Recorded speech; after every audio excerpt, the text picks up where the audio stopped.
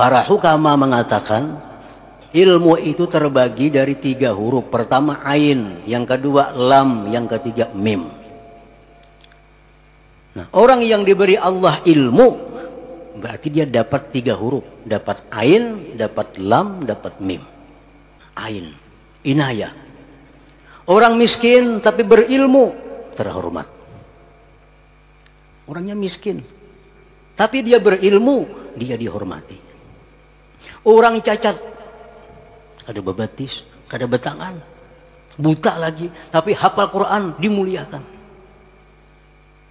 karena ilmunya. Pertama inayatullah, ain, ditolong oleh Allah. Yang kedua lam. Apa arti lam itu? Lutfillah. Lutfillah artinya kelembutan dari Allah. Orang yang punya ilmu itu dapat kelembutan daripada Allah. Apa maksudnya kelembutan itu?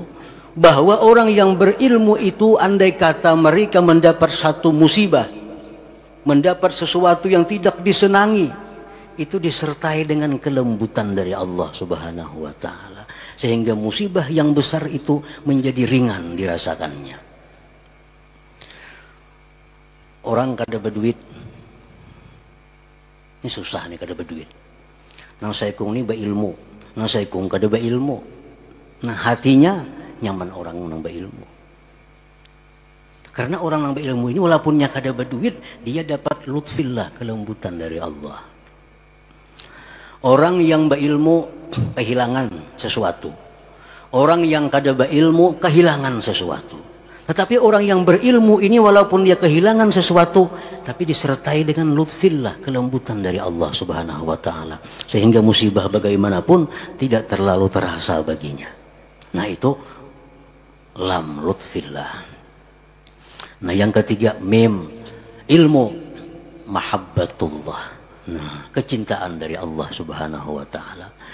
Karena ilmu ini hanya Allah berikan kepada orang yang dicintai oleh Allah Subhanahu wa ta'ala.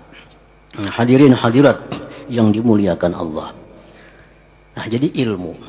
Kita dengan ilmu itu dapat pertolongan Allah.